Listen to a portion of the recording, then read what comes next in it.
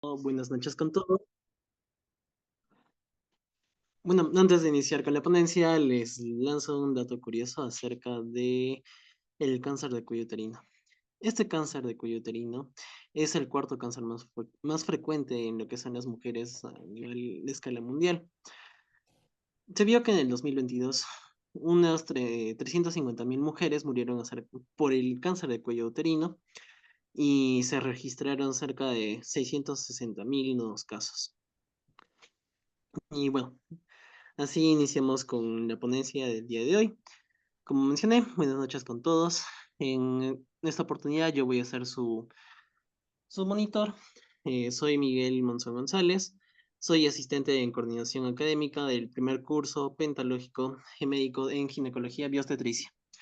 Y el día de hoy, miércoles 26 de junio, tenemos la tercera ponencia sobre el tema de cáncer cervical, factores de riesgo de recidiva de NIC 2 y 3.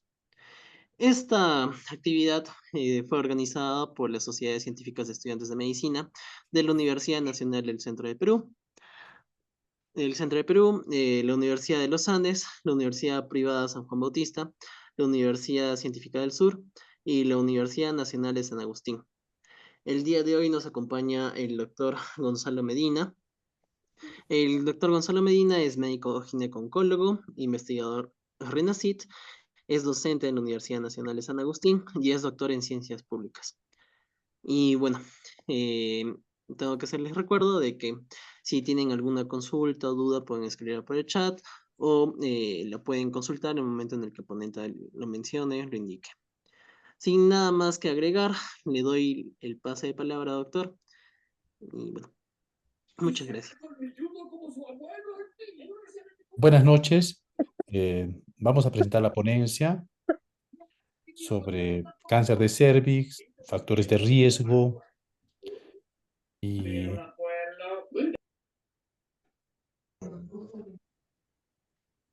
vamos a ver la pantalla.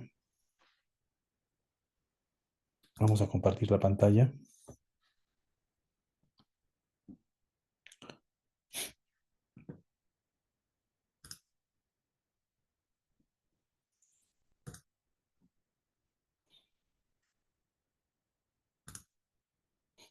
Un momentito. A ver, ¿pueden ver mi pantalla? Me parece que aún no, doctor. A ver, un momentito. Vamos a ver.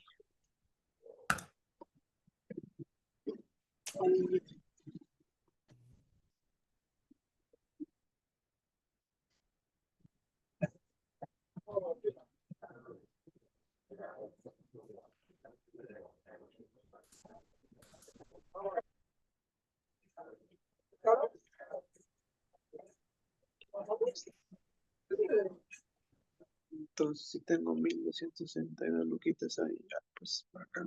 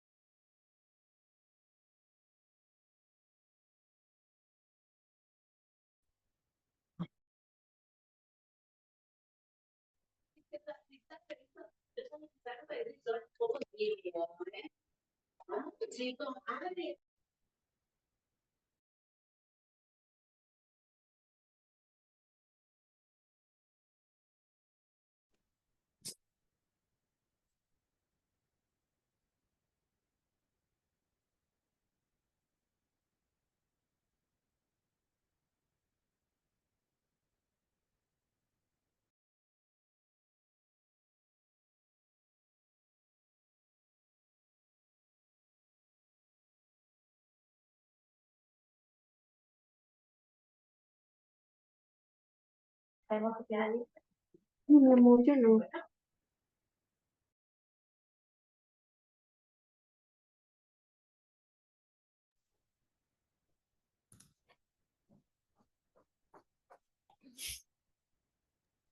Buenas noches, doctor. Ya puede compartir su pantalla, doctor. A ver. ¿Están viendo mi pantalla? Sí, doctor, ya se puede visualizar. Ah, ya, perfecto. Ya, gracias. Bueno, entonces vamos a hablar los factores de riesgo de recidiva de cáncer de cervix, ¿no? El cáncer de cervix es más frecuente en países en vías de desarrollo, ¿no? La incidencia es variable y en África subsahariana es la incidencia más alta, 42 casos nuevos por 100.000. Y la mortalidad también es alta, es 34 casos nuevos por 100.000 mujeres. En el Perú, la incidencia es 34 casos nuevos por 100.000 y la mortalidad es la tercera parte, es 11 casos por 100.000.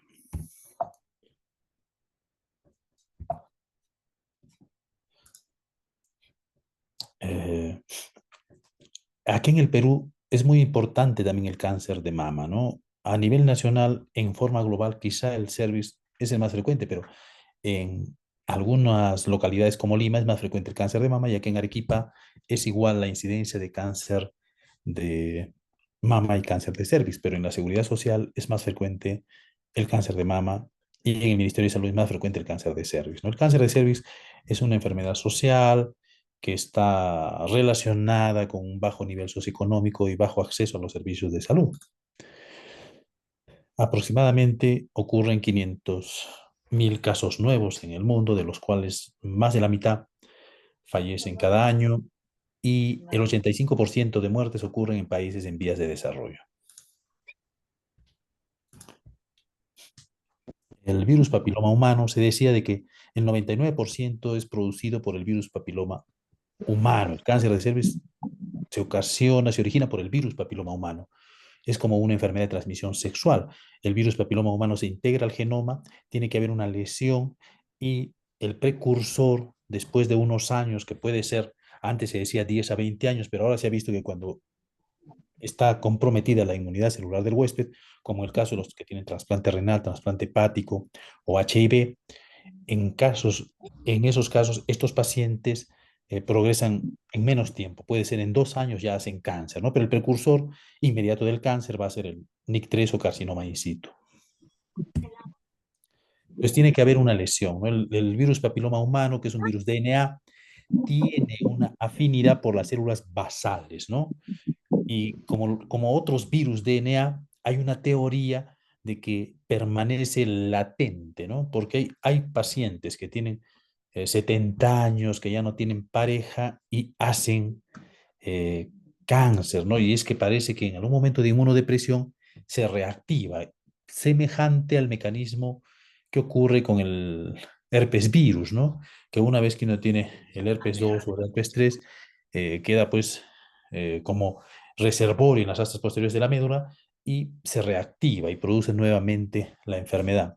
Algo así parece que está ocurriendo con el virus papiloma humano, ¿no? Entonces, el periodo de incubación es variable, 6 a 9 meses, pero después de este tiempo hay una remisión clínica sostenida o puede haber la paciente que hace una enfermedad persistente o recidivante después de 6 meses, ¿no? Entonces, estas que hacen la enfermedad persistente son las que van a progresar a NIC1, NIC2, NIC3 y posteriormente a cáncer. Entonces, los virus papiloma humanos son más de 100. Pero estos virus papiloma humano pueden ser de alto riesgo y de bajo riesgo. De alto riesgo, los que tienen el mayor potencial oncogénico son el 16 y el 18. El 16 es responsable del 50% de los cánceres y el 18 el 20%. Entre los dos son el 70%, ¿no? Y los virus de bajo riesgo, el 6 y el 11, son los que producen verrugas, ¿no? Producen enfermedad benigna. Entonces, nosotros hicimos un trabajo que lo publicamos en la revista de Ginecología y Obstetricia de México para ver si la distribución de los virus papiloma humano acá en Arequipa era igual a lo que se describe en el mundo y acá resultó algo diferente, ¿no? Aquí en el Perú o en Arequipa, en el Hospital Nacional donde hicimos el estudio con la prueba de genotipificación, porque tú cuando identificas el virus papiloma humano, hay pruebas que hacen una identificación cualitativa, como es la captura de híbridos, que te va a decir si el paciente tiene o no tiene infección por el virus papiloma humano, pero hay pruebas que te identifican el genotipo, que son más valiosas, ¿no? Lo último ahora que se está hablando es el genotipo. Es muy importante conocer el genotipo, ¿no? El genotipo 16 es el más frecuente en Arequipa y en segundo lugar es el 31, el 52, el 53, 45, 39, 58, 51, 66 y después recién el 56 y después recién viene el 18, ¿no? O sea, es un poquito diferente, ¿no? El 16 y 31 son los más frecuentes aquí en Arequipa, ¿no? Y en los de bajo riesgo, en todo el mundo es más frecuente el 6 y el 11, pero aquí en Arequipa es más frecuente el 81 y el 6. Entonces, el cáncer de cervix y las lesiones precancerosas se asocian a factores de riesgo, ¿no? Múltiples parejas sexuales, inicio temprano de relaciones sexuales antes de los 18 años, tener más parejas, exposición a otras enfermedades de transmisión sexual. O sea, se dice que tiene que haber una modificación del microbioma, de la flora bacteriana vaginal, para que el virus papiloma humano se instale e ingrese a las células del cervix, ¿no? Se ha asociado, ya hay muchos trabajos que han descrito la presencia de tricomonas vaginales que modifican el ambiente vaginal, de Clamidia trachomatis, entonces de micoplasma que pueden favorecer el desarrollo del virus papiloma humano, ¿no? Cuando hay cáncer, en los estadios iniciales la paciente es asintomática. Las pacientes que tienen ni displasias, ni 1, ni 2, ni 3, esas pacientes suelen no tener síntomas, son asintomáticas porque son enfermedades que están en el epitelio, ¿no? En cambio, la paciente con cáncer de cervix ya muchas veces puede tener flujo, sangrado, es el síntoma principal, que es un sangrado en el medio de fuera de la regla, ¿no? Con las relaciones sexuales, ¿no? Y cuando es avanzado puede haber dolor, molestias urinarias, disuria, hematuria, linfedema, ¿no? Entonces, hay un tiempo de evolución para que el cervix normal, como pueden ver a la izquierda, donde se puede apreciar el orificio cervical externo, donde se ven los fondos de saco derecho e izquierdo, como saco anterior y posterior, pase a ser un cervix tumoral, como el de la derecha, donde se aprecia una tumoración exofítica, necrótica, sangrante.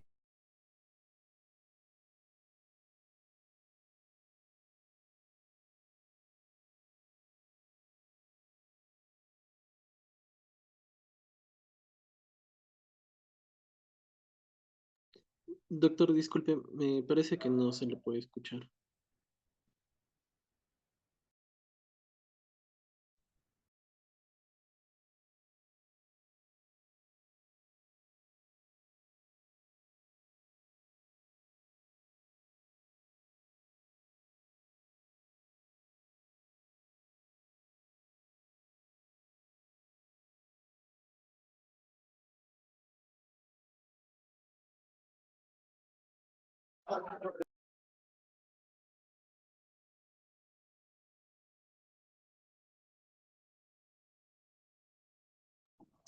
Chicos, me disculpen, me parece que el ponente tuvo un problema de conexión. Esperaremos unos momentos hasta que se vuelva a conectar.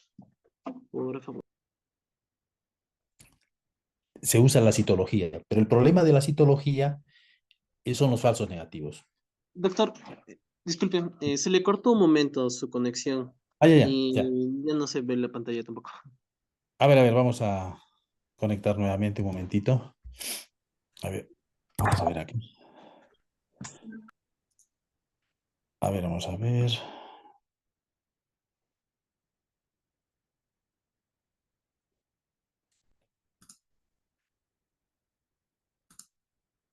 Vamos a compartir la pantalla. Compartir. Ahora sí estamos, ¿no? Sí, sí, doctor, ya se puede visualizar otra vez. Ya, entonces, a ver, nos habíamos quedado aquí. Entonces, el cervix sufre una serie de cambios, ¿no? Para ir de un cervix normal a un cervix patológico tumoral, ¿no? Antes se usaba, bueno, y se sigue usando la citología para el diagnóstico. El problema con la citología es que teniendo un cáncer incluso puede salir el resultado negativo, ¿no? Y sale negativo porque hay necrosis, ¿no? Entonces, uno cuando examina a una paciente y ves una lesión, ves que el cuello no es normal, entonces lo que tiene que hacer es una biopsia. El diagnóstico en oncología tiene que ser anátomo-patológico. Si hay alguna alteración, uno tiene que tomar una biopsia, ¿no? Entonces, la citología clásica tenía una sensibilidad de 30-70%. Los falsos negativos son más o menos 30-50%. Se eliminaba la muestra, o sea, se toma con un citocepillo y se elimina el citocepillo, ¿no? Eh, Ahora es mucho mejor usar citología de base líquida. La citología de base líquida, eh, uno toma la muestra y la parte distal, el cepillo, se introduce en un vial, en un frasco, y de ahí el patólogo puede tomar varias muestras, hacer un extendido y ver las células, como ven acá, y acá se puede repetir, y si hay una lesión de alto grado, como hay aquí, donde ven los núcleos hiperpicnóticos, estas células agrupadas, entonces se puede volver a tomar otra muestra y hacer la genotipificación del virus papiloma humano, ¿no? Entonces, la citología en base líquida tiene un mejor rendimiento, más sensibilidad, ¿no? Entonces, para el despistaje, para el cribado, se ha usado por muchos años la citología y funciona bien, pero es 50%, ¿no? Es un poco baja su sensibilidad. Entonces, lo que se propone hacer es usar dos pruebas ahora, ¿no? El co-testing o el co-test, ¿no? O sea que tenemos que usar la citología y además usar la prueba molecular, la genotipificación de virus papiloma humano, porque tiene un rendimiento, una sensibilidad de 96%. Entonces, se hizo un estudio, este es un estudio clásico, que la siguieron a las pacientes por 10 años, aquellas que tenían el virus papiloma humano en 10 años no hacían cáncer, y aquellas que tenían los virus papiloma humano de alto riesgo, que no eran 16 ni 18, el 4% nomás hacía cáncer a 10 años, y aquellas pacientes que eran portadoras del 18, el 18% hacía cáncer en 10 años, y aquellas que tenían el 16, el 22% a 10 años podían desarrollar NIC2-3 o cáncer, ¿no? Entonces, por eso se propuso que cada 3 años se haga el COTES, ¿no? O sea, citología y prueba molecular. Ahora, ¿desde cuándo se debe empezar esto? Según el ACOG, el Colegio Americano de Obstetricia y Ginecología, se inicia a los 21 años o 3 años después de haber iniciado relaciones sexuales, y la citología se prefiere en las menores de 30 años, ¿no? Citología cada 3 años, pero a partir de los 30 años ya se hace el COTES. Cada 3 años se va a hacer citología y prueba molecular hasta los 65 años, ¿no?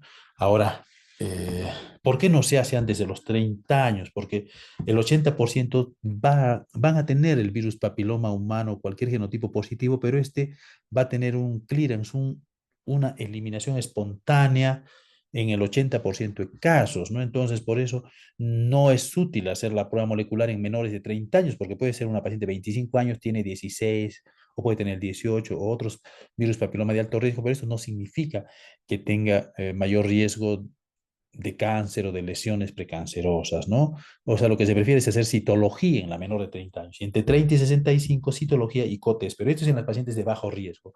Pero ¿qué pasa en aquella paciente que se hizo histerectomía a los 50 años? Entonces, si fue patología benigna, se termina, ya no se hace más citología ni COTES, ¿no? Pero si la paciente tuvo un NIC3 y se hizo un cono o una histerectomía, entonces el seguimiento tiene que ser por 20 años, porque hasta los 20 años puede haber la posibilidad de una recidiva, porque el virus quedaría latente en las células basales del cervix, ¿no? Incluso dicen que en el cervix hay células multipotenciales, ¿no? Que son las células basales, ¿no? Entonces ahí es donde queda, pues, quizás almacenado el virus, ¿no? Entonces, hacer el COTES aumenta nuestra sensibilidad de 35%, ¿no? Mejora nuestra posibilidad de detectar alguna lesión precancerosa, ¿no? Cuando hay una lesión de bajo grado, de alto grado en la citología, lo que tenemos que hacer es una colposcopía. La citología, que te diga el Papa Nicolau, como decimos los peruanos, que no es correcto decir Papa Nicolau, Papa Nicolau, NIC1, NIC2, NIC3, que te diga la citología no es correcto, porque se debe decir una citología cérvico-vaginal, sería lo correcto, ¿no? Pero bueno, los peruanos nos hemos acostumbrado a decir Papa Nicolau. Bueno, así lo decimos, es coloquial, pero no es lo correcto. Lo correcto sería decir citología cérvico-vaginal. Entonces, si en la citología, si en el Papa Nicolau te dice que hay una lesión de bajo grado, alto grado, NIC1, NIC2 o NIC3, esto es un diagnóstico de sospecha, no es un diagnóstico definitivo y no puedes tomar ninguna decisión. Lo que tienes que hacer es hacer una colposcopía para identificar la lesión y hacer una biopsia de la lesión guiada con la colposcopía, ¿no? Y si hay células atípicas, hay dos opciones: repetir la citología en 12 meses o si no, hacer la prueba del virus papiloma humano. Si es 16-18, se hace colposcopía. Entonces se han hecho múltiples estudios para comparar cuál es mejor, ¿no? Si la prueba molecular o seguimos haciendo citología para despistaje o hacemos solo prueba molecular. Es mejor hacer las dos, es mucho mejor. Aumenta la detección, ¿no? Hacer el COTES y es lo que se acepta, ¿no? Va a venir, ya me llamó ya, Entonces, hay que abrirle bien la puerta, en taxi va a venir. Dice. cuando tú ves un cáncer de cervix, la paciente puede venir así, ¿no? O sea, ustedes colocan el espéculo y ven el tumor. La paciente viene porque tiene sangrado, tiene flujo, sangrado con las relaciones sexuales, ¿no? Entonces, le colocan el espéculo y ven la lesión. Si uno ve la lesión, si la lesión es macroscópica, si es visible, entonces lo único que tiene que hacer uno es tomar biopsia. No es necesario en este caso hacer una citología, porque puede salir negativo el 30% o 40% de casos, ¿no? Pero ¿qué pasa si la paciente viene con una lesión que no es visible? O sea, la citología te dice NIC3, citología de carcinoma. En esa paciente que la lesión no es visible, que hay un cáncer probablemente oculto, entonces tienes que hacer la colposcopía para identificar un cáncer oculto, ¿no? Entonces, si en la colposcopía aplicas ácido acético, Lugol, y se mira la lesión colposcópica, se hace biopsia de esa lesión. Pero si no se ve la lesión, entonces hay que buscarla en el canal endocervical, ¿no? Entonces ahí puede haber que sea un cáncer invasivo, invasor o una lesión mayor. Puede ser que sea una lesión intraepitelial, NIC2, NIC3, entonces hay que hacer una conización. Y si no tienes diagnóstico, entonces se repite la biopsia o se hace también otro cono, ¿no? Entonces, cuando hacemos nosotros la colposcopía, nosotros podemos identificar eh, cambios colposcópicos menores, cambios colposcópicos mayores y sospecha de invasión. La invasión se refiere a que sospecha de cáncer, invasivo o infiltrante. Entonces, si los cambios colposcópicos son menores, se sospecha de una lesión de bajo grado, de un IJUN. ¿Cuándo? Cuando hay un epitelio aceto blanco delgado, cuando hay un punteado fino, cuando hay un mosaico fino. Fino se refiere a que se ve con 10X o más de 10X, más de 10 aumentos. Y los cambios colposcópicos mayores nos dicen que puede haber una lesión de alto grado. Puede ser el epitelio aceto blanco grueso, el punteado grueso o el mosaico grueso. Grueso porque lo ves con 5 aumentos, 5X. Y sospecha de invasión, sospecha de un cáncer cuando hay vasos atípicos. Entonces acá ustedes van a poder ver, lo primero que se ve es la zona de transformación, la unión entre el epitelio escamoso o poliestratificado plano no cornificado y el epitelio cilíndrico, ¿no? En la paciente, ustedes lo ven en la paciente claramente. En la paciente adulta uno lo va a diferenciar, pero uno tiene que, esta es la unión escamocolumnar actual o nueva, ¿no?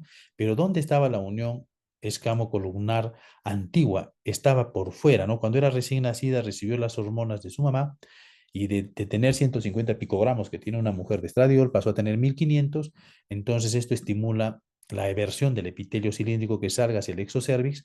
Entonces acá lo van a identificar en la mujer adulta porque va a tener aperturas glandulares, quistes de Nabot.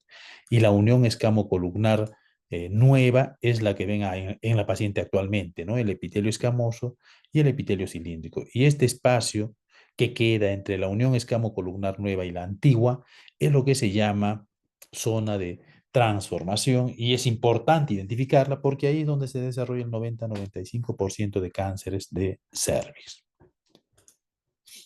Entonces, el epitelio aceto blanco delgado Lo identifican cuando luego de aplicar el ácido acético al 3 a 5%, esperan un minuto y van a ver que se forma un epitelio que deja ver atrás luz, el estroma. Entonces, este es un epitelio de aceto blanco delgado. Se tiene que hacer una biopsia y corresponde a una lesión de bajo grado, o sea, a un NIG1, ¿no? Un epitelio de aceto blanco grueso es cuando es opaco, es blanco humo, blanco ostra, se dice, o sea, ya tirando a plomo, que no brilla, que es opaco y que es sobrelevado, tiene diferente altitud, como un volcán Chachani aquí en Arequipa que tiene diferentes picos, así se ve. Entonces, no deja ver el estroma y esta es una lesión de alto grado, un NIC2 o un NIC3, ¿no? Y el punteado fino es el que lo ven con 5X, 5 aumentos, y traduce neoformación de vasos. Es una lesión de bajo grado, neoformación de vasos en el epitelio. El mosaico fino también, ¿no? O sea, se forman eh, imágenes hexagonales, que sería la terminología actual sería del cerámico, ¿no? Pero el mosaico era lo que se colocaba en el piso antes, ¿no? Y se ve con 15X, ven acá. Entonces da lesiones geográficas que simulan un departamento del Perú, y entonces esto es una lesión de bajo grado, es un NIG1. Y aquí ustedes pueden ver, ¿no? Todo el cervix, el orificio externo transversal, que es de una mujer multípara, y ven que en este cuadrante acá está la lesión geográfica, ¿no? Y se aplica el Lugol, y con el Lugol tú vas a ver el epitelio inmaduro. Las células inmaduras no captan el glucógeno, y entonces tú puedes identificar esta zona sospechosa que es de donde vas a tomar la biopsia. O sea, la colposcopía sirve para orientarte el lugar de donde debes tomar la biopsia de cervix, ¿no? Y el epitelio caoba oscuro es el que contiene las células maduras normales. Entonces, cuando hay punteado grueso, para ver, es neoformación de vasos, entonces se puede usar un filtro, ¿no? El punteado grueso se presenta en las lesiones de alto grado, NIC2, NIC3, y con el filtro verde ustedes lo ven más claramente, se ven más claramente estos vasos neoformados, ¿no? Igualmente acá en el mosaico grueso también pueden verlo ustedes, ¿no? Y acá ya hay un mosaico grueso, que esto también los hace pensar que puede ser un tumor, ¿no? Mosaico grueso se ve menos de 10X con 5X, y con el filtro verde se ve más claramente acá las baldosas, ¿no? Los cerámicos, el signo del mosaico, ¿no? Esto traduce neoformación de vasos, ¿no? Y acá están los vasos atípicos, ¿no? Normalmente los vasos del cervix tienen que ser el tronco principal, las ramas de primer orden, segundo, tercer orden, un diámetro de mayor a menor, pero los vasos atípicos son como letras chinas, como signos de coma, ¿no? Entonces, estos son los vasos que te dice que aquí hay un cáncer, ¿no? Y si ven bien, este es el cervix, este es un tumor en el labio posterior del cuello, ¿no?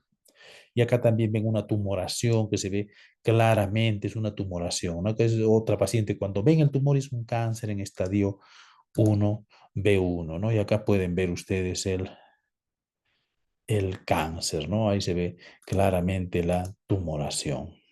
Son cánceres de cervix, cuando ustedes pueden observar, ¿no? Acá se ve un tumor exofítico en el labio posterior. Entonces lo que tienen que hacer es una biopsia. La biopsia es lo que te hace el diagnóstico definitivo, ¿no? Acá pueden ver un tumor.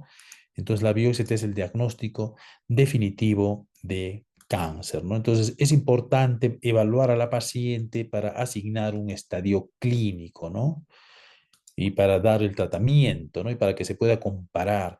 Esta es la clasificación anterior del 2009. En esta clasificación, el estadio 0, la FIGO, la Federación Internacional de Ginecología y Obstetricia, calificaba estadio 0 el carcinoma in situ o NIC3. El estadio 1 es cuando el tumor está limitado al cuello del útero. 1A es el carcinoma microinvasor. Microinvasor 1A1 cuando en profundidad infiltra hasta 3 milímetros y en superficie hasta 7 milímetros. El 1A2 infiltra más de 3 milímetros hasta 5 milímetros, ¿no? Ese era el estadio 1A1, 1A2, carcinoma microinvasor. Pero el 1B1 era hasta 4 centímetros y 1B2 más de 4 centímetros. Esto ha cambiado ahora, ¿no? En la clasificación del 2018, el 1A1 es hasta 3 milímetros, solo se considera la profundidad, ya no la superficie. El 1A2, el carcinoma microinvasor 1A2, es cuando infiltra más de 3 milímetros hasta 5 milímetros. Y ahora se considera el 1B1 hasta 2 centímetros, 1B2 más de 2 centímetros hasta 4 centímetros y el 1B3 más de 4 centímetros. ¿Por qué es esta clasificación en subestadios? Porque el 1B1 tiene mejor sobrevida que el 1B2 y este mejor que el 1B3, ¿no? Entonces, por eso se ha dividido. Igualmente, el estadio 13.1 es compromiso de ganglios pélvicos y el 13.2 es afectación de ganglios paraórticos. Entonces, en el estadio 1A es el carcinoma microinvasor. 1A1 hasta 3 milímetros y el 1A2 más de 3 hasta 5 milímetros. El estadio 1B1 ahora se dice que es hasta 2 centímetros, 1B2 más de 2 centímetros hasta 4 centímetros y el 1B3 más de 4 centímetros. Y esto es importante porque el tratamiento del cáncer de cervix es quirúrgico, pero hasta 2 centímetros, ¿no? Antes se operaba hasta 4 centímetros. En el estadio 2A es cuando el tumor infiltra la vagina. El tercio superior es 2A1, cuando es hasta 4 centímetros el compromiso del tumor y del cervix, y el 2A2 cuando el tamaño del tumor del cervix y de la vagina es más de 4 centímetros. Esta diferenciación se hace porque el 2A1 se puede operar. Puedes conseguir un margen libre. En cambio, en el 2A2 tiene que ir a quimioterapia y radioterapia. El 2B no se opera porque en el tacto rectal vas a identificar compromiso de los parametrios hasta el tercio interno, ¿no? Entonces tiene que ir a quimioterapia y radioterapia. El estadio 3A es el que compromete el tercio inferior de vagina, el 3B es el que compromete el parámetro hasta el hueso pélvico y te vas a dar cuenta porque tiene hidronefrosis o riñones no funcionantes. El estadio 4A, metástasis local, compromiso de la mucosa vesical o rectal, el 4B, metástasis a distancia.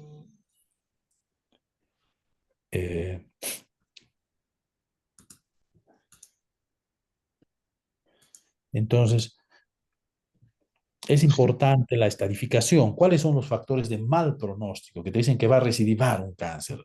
El compromiso ganglionar es el más importante, ¿no? Si una paciente tiene ganglios negativos, en estadio 1 la sobrevida es 96% a 5 años, pero si tiene ganglios positivos es 72%. En el 1B2, si tiene ganglios negativos, es 90% sobrevida a 5 años, pero si tiene ganglios positivos es 52%, ¿no? Entonces, el factor pronóstico más importante sería el estado ganglionar, ¿no? Entonces, es importante hacer la estadificación.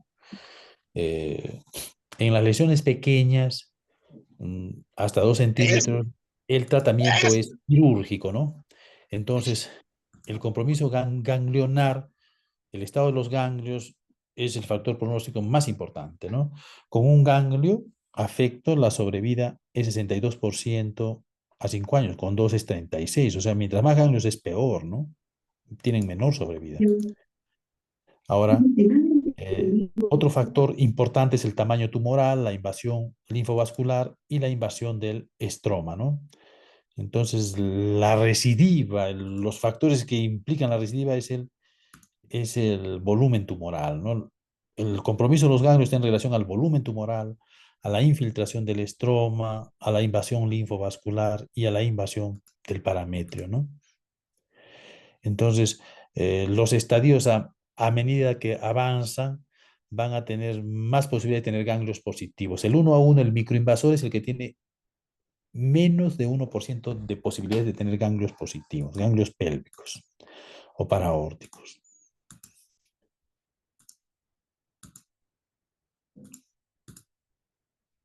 Entonces, es importante la invasión linfovascular, ¿no? Si no hay invasión linfovascular, la posibilidad de ganglios es menos del 1%. Pero si es positiva, entonces hay 5% de posibilidades de que tenga ganglios positivos, ¿no? Eso es importante, ¿no? Entonces, el tratamiento en el carcinoma microinvasor 1A1, 1A2, lo que se hace es puede ser tratamiento conservador, hacer una conización con margen libre, o un tratamiento más radical, hacer una histerectomía, ¿no? Entonces, hay un tratamiento modulado para el cáncer, ¿no? Entonces, una paciente, cuando viene con sangrado genital anormal o con relaciones sexuales, citología anormal, sospechamos de cáncer, tenemos que hacer una biopsia. Entonces, Y si el tumor es microscópico, entonces tenemos que hacer una conización, ¿no? Porque haces una citología, te dice NIC2, NIC3, hace un genotipo, te dice 16, 18, tienes que hacer un cono. Y en el cono te va a salir que es cáncer, ¿no? Entonces, esta paciente tiene que ir a una estadificación, ¿no? Nosotros tenemos que hacer una exploración clínica. Se hace tacto vaginal para ver los fondos de saco, están comprometidos o no, tacto rectal para ver los parametrios y se explora las áreas ganglionales, los ganglios inguinales y los ganglios infra y supraclaviculares, porque si hay un ganglio inguinal positivo, entonces esta paciente pasa a un estadio 4B. Y se hace también exámenes, ¿no? Radiografía de tórax, cistoscopía, rectoscopía, urografía para ver el estadiaje al que corresponde, ¿no? La FIGO no contempla tomografía, resonancia ni PET, pero se pueden hacer para ver la estadificación. Pero no son contemplados por la FIGO, ¿no? Porque no están a disposición en todos los centros de salud, digamos, ¿no? Entonces es importante en las pacientes que tienen tumor macroscópico, biopsia, y aquellas que no se mire, el tumor es microscópico, colposcopía, biopsia y después conización, ¿no? Entonces hay que hacer una estadificación, ¿no? Como hemos dicho, ¿no? Identificar el tumor, cuánto mide, hacer la radiografía de tórax, hacer la cistoscopía, la proctoscopía para descartar que no sea un estadio avanzado, ¿no? Entonces, ¿cuáles son las armas que se usan para el tratamiento del cáncer? La cirugía y la radioterapia. La cirugía curan igual los dos, pero la cirugía se usa en el estadio 1, 1A1, 1A2, 1B1. Y la radioterapia se va a usar en aquellas pacientes a partir del estadio 2 en adelante, sobre todo del 2B, porque el 2A1 se puede operar con histerectomía radical, pero del 2A2 esos tienen que ir a radioterapia, quimioterapia y radioterapia concurrente, que dan una mejor sobrevida, ¿no? Entonces, en los estadios iniciales, el 1A1, 1B1, 2A1, se hace histerectomía radical, es el estándar, pero también se puede hacer histerectomía ampliada vagina en el 1A1, en el 1A2, y puede hacerse también cirugía endoscópica o robótica, ¿no? En los estadios localmente avanzados, que es del 1B2 hasta el 4A, se hace quimioterapia, radioterapia concurrente más braquiterapia, y en el estadio 4B, metástase a distancia, se hace quimioterapia. Entonces, en aquella paciente que viene con una citología alterada de NIC2, NIC3 o citología de carcinoma, no se mira la lesión, se hace una conización. La conización nos va a decir cuánto infiltra, si es un carcinoma microinvasor. Para hacer el diagnóstico de carcinoma microinvasor tienes que hacer una conización, ¿ya? Entonces, el 1A1 infiltra 3 milímetros. Entonces, si la paciente desea tener hijos, tiene deseo genésico, entonces en esa paciente se hace un tratamiento conservador, se conserva el útero, se hace una conización con margen libre. Y si el margen estaba comprometido, se puede hacer un recono. Pero si no desea hijos, se hace una histerectomía ampliada a vagina.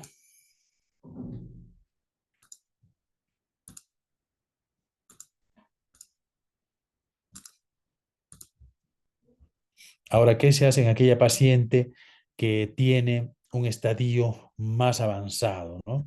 En aquella paciente que es un estadio 1B1, en ese tumor de 2 centímetros, ¿no? Entonces, en esa paciente lo que se hace es una histerectomía radical, ¿no? La radicalidad está en sacar un rodete vaginal de 2 centímetros, parametrio de 2 centímetros y además hacer un estudio ganglionar. Puede hacerse ganglio centinela o puede hacerse linfadenectomía pélvica, ¿no? Entonces, se hace tratamiento. ¿Y qué pasa si sacamos el ganglio y es positivo para cáncer? Entonces, tiene que hacer una linfadenectomía paraórtica, ¿no? Para dar campo en la radioterapia, no solo pélvico, sino también paraórtico, para el nivel de la radioterapia, ¿no? Para eso se hace. Entonces, viene una paciente que refiere síntomas, flujo, sangrado anormal, le hacen una citología que está alterada, le haces una colposcopía, ves una lesión, le haces la biopsia y te dice que es un NIC3. Entonces, en esa paciente tienes que hacerle una conización, ¿no? Si la lesión es pequeña, compromete un cuadrante o dos, entonces se hace una conización. Lo ideal es hacer un LIP, ¿no? Un cono LIP, como se dice, ¿no? Con una asa de 20 por 15 milímetros, entonces se toma una muestra, se hace una conización de izquierda a derecha. Entonces vamos a tomar una muestra y esto se marca en el radio 12 y esto se envía a patología y ahí es donde el patólogo nos va a decir está infiltrando 2, 3 milímetros y nos va a decir es un carcinoma microinvasor 1A1 o 1A2 y es que infiltra más de 3 milímetros, ¿no? Pero ¿qué pasa si infiltra 7 milímetros? Entonces ya pasaría a ser un 1B1, ¿no? Entonces en el cono ustedes van a identificar el estadio en los carcinomas microinvasores, ¿no? En la conización. Y a veces se hace dos pasadas, se hace una, la primera es el cono y la segunda pasada se hace del canal endocervical, ¿no? Se hace una pasada del canal. Es como una asa más pequeña de 1 por 1 centímetro, entonces con eso ustedes van a tomar una muestra del canal endocervical. Y esto se envía a patología, ¿no? Hay que ver que el margen esté libre, que es importante. Es más importante, hay dos márgenes, el exocervical, que es el de afuera, y el endocervical, ¿no? Entonces el endocervical, el que queda dentro, ese es el más importante porque es el que marca la recidiva. Es el que nos va a decir si hay recidivo o no. El cono, el cono frío es el que se hace con bisturí cuando la lesión acá en amarillo mostaza compromete más de 2 cuadrantes y uno tiene que aplicar el Lugol y uno tiene que cortar por la zona negrita, por la zona sana, ¿no? Entonces el cono frío se hace en aquella paciente que tiene una lesión amplia, ¿no? Una lesión que es mayor de 2 cuadrantes, compromete más de 2 cuadrantes, ¿no? Entonces nosotros habíamos publicado este trabajo, en el British Journal habíamos publicado este trabajo, predictores a largo plazo de la recidiva de neoplasia intracervical 2-3, ¿no? Después del tratamiento con conización, ¿no? ¿Y cuáles fueron los factores de riesgo? El margen, pero el más importante que el margen es la prueba de virus papiloma humano. Se hace un control de prueba eh, de virus papiloma humano a los 6 meses y cuando es positiva, esas pacientes son las que tienen más riesgo de hacer una recidiva, además del margen endocervical, ¿no? Este es otro trabajo que nosotros presentamos en el Congreso de la ESGO, la Sociedad Europea de Ginecología Oncológica, de marzo de este año, y acá para ver el tipo de conización, ¿no? Porque hay 3 tipos de conización, ¿no? El tipo 1 es hasta 8 milímetros, el tipo 2 de 10 a 15 milímetros y el tipo 3 más de 15 milímetros, ¿no? Y esta profundidad va a depender del tipo de zona de transformación. Si uno ve toda la zona de transformación, se llama tipo 1, es en las mujeres hasta 30 años, en esa paciente se hace un cono hasta 8 milímetros, pero si tiene entre 30 y 40 años se hace un cono tipo 2 hasta 14 milímetros. Y si tiene más de 40 años es preferible hacer un cono más profundo, ¿no? De 14 milímetros. Y en este trabajo se vio que es mejor hacer un cono más profundo. O sea, lo que predice mejor la recidiva, el factor, ese sería pues hacer un cono más profundo, de mayor longitud, ¿no? Si tiene más de 15 milímetros, tienes más posibilidades de curar y que haya menos recidiva. Si haces un cono de 8 milímetros, tienes más posibilidades de tener una recurrencia. Eso es lo que se demostró en este trabajo, ¿no? Y si haces un cono tipo 3 más profundo, también vas a tener menos posibilidad de que sea virus papiloma humano positivo, ¿no? Y es lo que se vio, acá se hizo los 3 tipos de, de cono, ¿no? En el tipo 1, como pueden ver, había 23% de pacientes que tuvieron prueba de virus papiloma humano positivo a los 6 meses, ¿no? En el tipo 2, 27%, pero había menos posibilidad, 9% en el tipo 3, ¿no? Y este es otro trabajo para ver el riesgo de progresión, ¿no? Aquellas pacientes que vienen a consulta y nosotros le hacemos un genotipo, una genotipificación, porque lo que debemos hacer ahora es genotipificación. Entonces, esa paciente que le hacen y tiene una prueba positiva para genotipo 16, 18 tienen más posibilidad de progresar, ¿no? Nosotros hicimos un trabajo en 227 pacientes aquí en el Hospital Nacional y después de 5 años las hemos seguido a estas pacientes y aquellas pacientes que tenían el genotipo 16 hicieron más NIC2, NIC3, ¿no? Desarrollaron NIC2, NIC3. O sea, es diferente que tengas una infección por un genotipo de alto riesgo 16-18 a que tengas otro que no sea 16-18, ¿no? Entonces tienen más posibilidades, ¿no? Entonces, cuando se hacen las histerectomías por cáncer de cervix, entonces hay que ver qué tipo de histerectomía estamos haciendo. Hay una clasificación de Piver que son de 1 a 5. La histerectomía 1 es la histerectomía extrafacial, la histerectomía simple, ampliada vagina, que solamente sacas el útero y un rodete vaginal de 1 centímetro. La tipo 2 tienes que sacar por lo menos 2 centímetros de parametrio y 2 centímetros de rodete vaginal. La tipo 3 es 3 centímetros de parametrio y 3 centímetros de rodete vaginal, ¿no? Entonces es más extensa esta histerectomía, ¿no? La radicalidad está en sacar más tejido en el ligamento útero-sacro y en el parametrio, en el cardinal, ¿no? Si cortas pegadito al útero, entonces sería una histerectomía tipo 1, pero si cortas la mitad del ligamento uterosacro, tipo 2, y si es pegado al hueso sacro, al hueso pélvico, sería tipo 3. Y en el cardinal, igual, ¿no? Si cortas a nivel del uréter es tipo 2 y si cortas en el origen del ligamento cardinal, en la ilíaca primitiva, sería pues tipo 3, ¿no? Entonces en esto se mide la radicalidad, ¿no? Y también la radicalidad ves en el parametrio, en los ligamentos cardinales y uterosacros, ¿no? Para ver cuánto de radicalidad hay, ¿no? Igualmente se ve en el rodete vaginal. Entonces, en el tratamiento quirúrgico, nosotros tenemos que ver, hacer también linfadenectomía, se sacan los ganglios de la pelvis, ¿no? Que están delimitados hacia arriba por la bifurcación de la ilíaca primitiva, hacia abajo por la salida de los vasos y también porque por la vena circunfleja que sale de la vena ilíaca externa y pasa por encima de la arteria ilíaca, ¿no?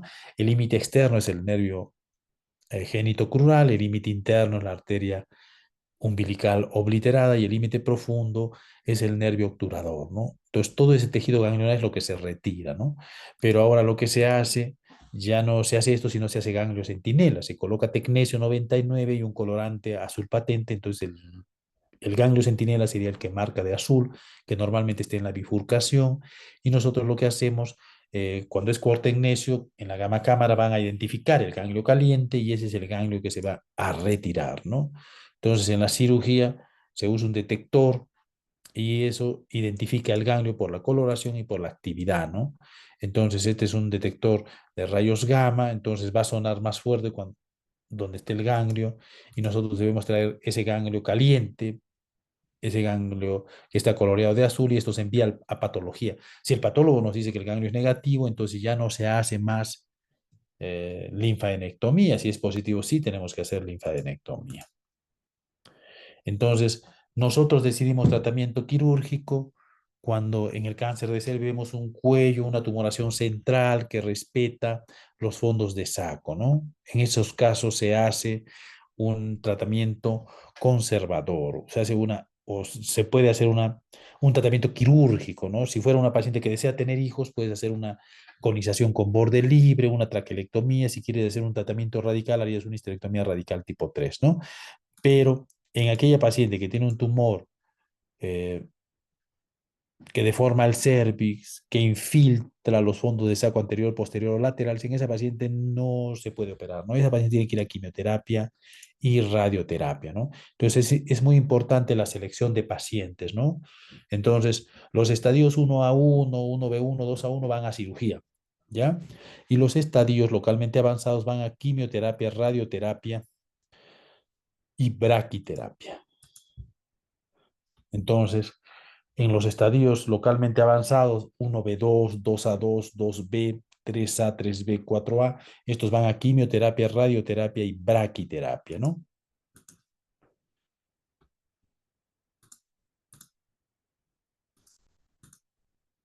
Entonces, antes solamente se usaba radioterapia externa y braquiterapia, pero se probó, se demostró con el estudio GOG 109 de que adicionar quimioterapia mejoraba la sobrevida global en 15% y la sobrevida libre en 20%. Entonces ahora el estándar es quimioterapia y radioterapia concurrente, como pueden ver en este diagrama de árbol, de que es mucho mejor la sobrevida con quimioterapia y radioterapia concurrente, ¿no? Muy bien, entonces, aquella paciente que ya recibió tratamiento debe controlarse, cada 3 o 4 meses los 2 primeros años, cada 6 meses del tercero al quinto año y del sexto año al décimo, una vez al año, ¿no? Muy bien, eso sería todo. Si tuvieran alguna pregunta.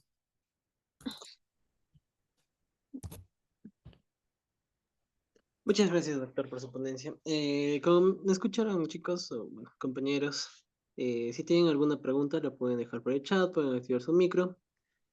Y bueno, me parece que dejaron una pregunta en el chat, una consulta más bien, doctor. Preguntan, ¿el ganglio a nivel de qué área se puede presentar?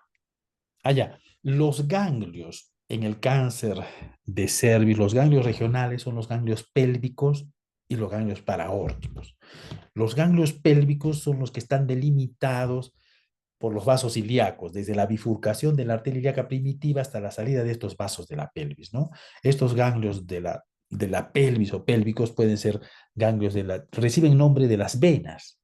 Los ganglios siguen a las venas, o sea, va a haber ganglios, estos pélvicos se van a subdividir, ¿no? En ganglios de la ilíaca externa, de la ilíaca interna o hipogástrica, y también ganglios de la fosa obturatriz, ¿no? Entonces van a ser estos tres grupos ganglionares, ¿no? ¿Dónde se localiza normalmente el ganglio centinela cuando uno coloca el tecnecio en el cuello, en el cervix o el azul? Se localiza en la bifurcación, en los ganglios hipogástricos. Esa es la localización más frecuente del ganglio centinela, ¿no? Y ahora, si hay un ganglio que se ubica en los paraórticos, esto pues ya sería un estadio 3, un estadio más avanzado, ¿no? Si nosotros encontramos un ganglio palpable en la región inguinal derecha o izquierda, tenemos que hacer una biopsia, ¿no? Con aguja fina, con aguja gruesa, si está duro. Y si encontramos un ganglio en la región supraclavicular izquierda, lo vamos a identificar porque es un ganglio de consistencia dura. La consistencia dura es la que nos da la sospecha de que ese ganglio es metastásico, ¿no? Que se palpe el ganglio, que sea duro, esa consistencia dura nos hace sospechar. Entonces, en esos casos tenemos que poner anestesia y tomar una biopsia con aguja fina, con una jeringa de 20, una aguja 21 y hacemos un extendido en unas 4 láminas, ¿no? Pero también se puede hacer con aguja gruesa número 14. Pero si son positivos los ganglios que no son regionales, los inguinales o los ganglios supracervicales, ya sería un estadio 4B. Pero el ganglio centinela normalmente corresponde a los ganglios pélvicos y el más frecuente es el hipogástrico, ¿no? Ahora, ¿cuál es el ganglio centinela? El ganglio centinela es el primer ganglio, el que recibe el drenaje del cervix, ¿no? Entonces, el ganglio centinela va a ser aquel ganglio que se encuentra en la localización anatómica, ¿no? En los ganglios pélvicos y que recibe el drenaje y es el primerito en recibir, ¿no? Porque te puede pintar varios ganglios, pero tú vas a sacar el primer ganglio, ¿no? Porque te puede marcar hasta paraórdico, te marca toda la cadena a veces, tú pones el aparatito y suena toda la cadena, o sea, los pélvicos, los paraórticos, y todo suena, pero el que corresponde es el ganglio que está en la bifurcación, ¿no?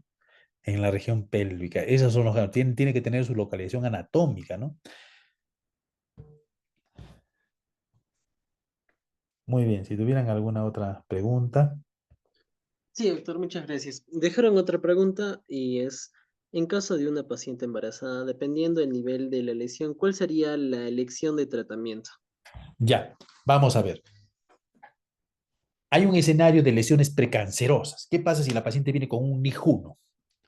O sea, le hiciste una citología, salió nijuno en el Papa Nicolau, le has hecho una colposcopía, has hecho la biopsia te dice nijuno. ¿Qué se hace en el nijuno? Control cada 6 meses por 2 años. No se opera, no se hace nada, ¿ya?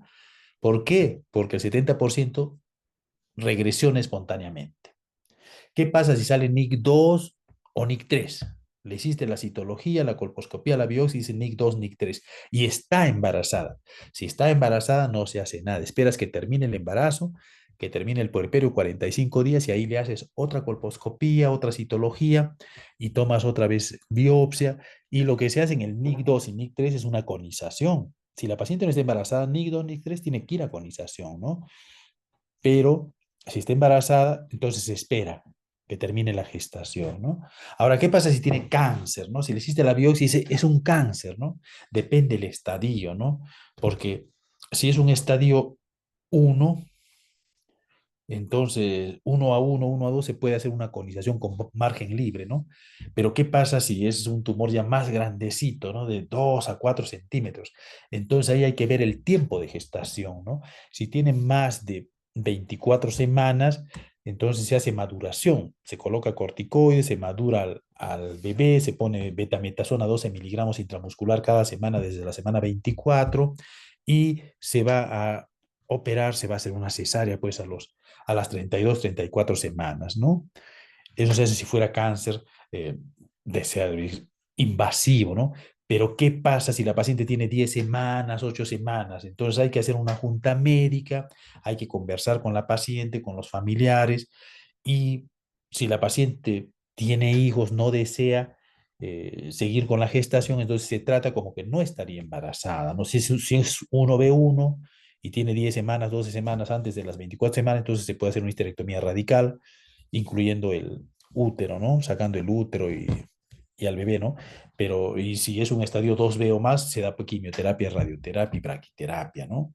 Entonces, si la gestación es menor de 24 semanas, se hace junta médica para ver si la paciente desea continuar con la gestación o no. Si no desea continuar, se trata como que no estaría embarazada. Es decir, en los estadios 1 sería quirúrgico y los estadios 2 en adelante sería quimioterapia, radioterapia y braquiterapia.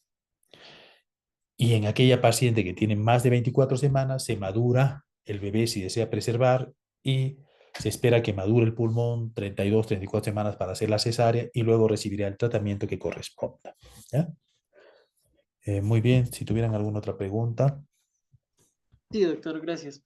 Bueno, nos dejaron una tercera pregunta y preguntan, en pacientes con genotipos positivos a la cual se les realiza tratamiento, ¿en qué tiempo se debe repetir la genotipificación, tanto para los de alto y bajo riesgo? Ya, lo que nos tiene que preocupar a nosotros son los de alto riesgo. ¿Ya?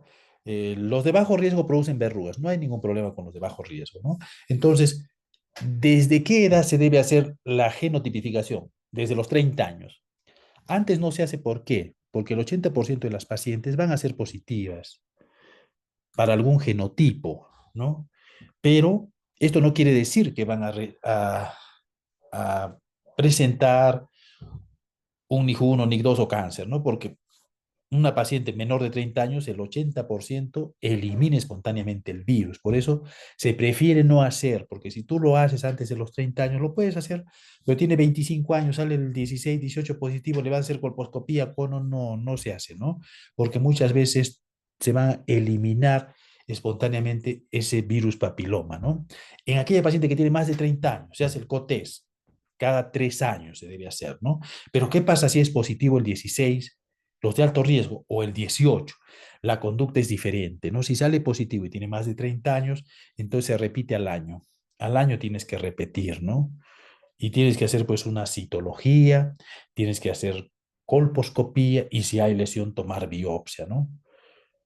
Pero el genotipo es el factor más importante que puede predecir que esta paciente que tiene una infección persistente que dura más de 2 años, esa es la que puede ir a una lesión de alto riesgo NIC2, NIC3, ¿no? Entonces, para eso se hace, en la que tiene 16, 18, se hará el control al año. En la que no tiene 16, 18, lo harás cada 3 años, ¿no?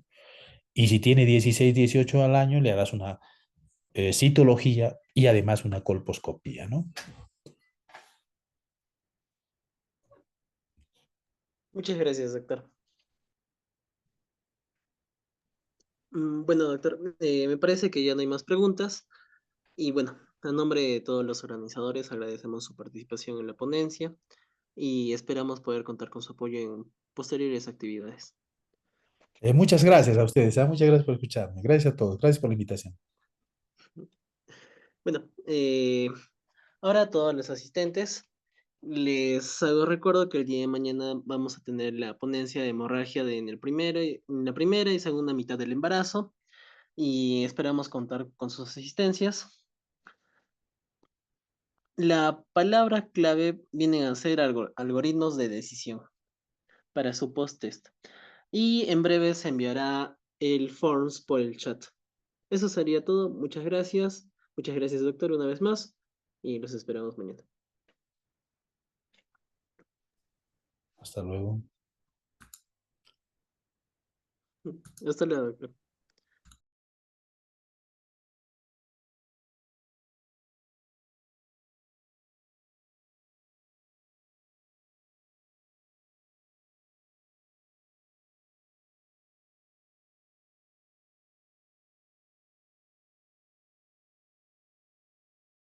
¿Podría repetir la palabra clave de nuevo, por favor? Sí, disculpe, me parece que no me escucharon bien. La palabra clave es algoritmos de decisión, como lo escribieron en el chat. ¿Sí? ¿Se puede escuchar? Sí, sí se escucha. Muchas gracias.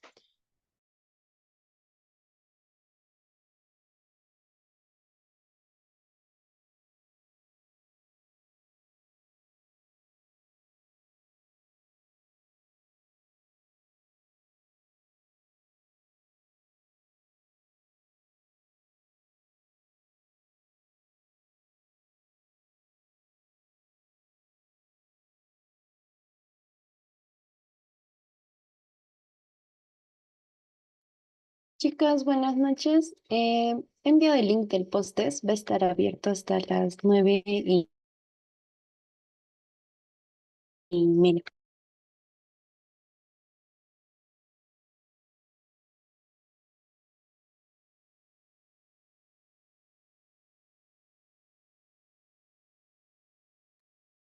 Chicos, para los que no pudieron escuchar muy bien, el link del post-test está por el chat.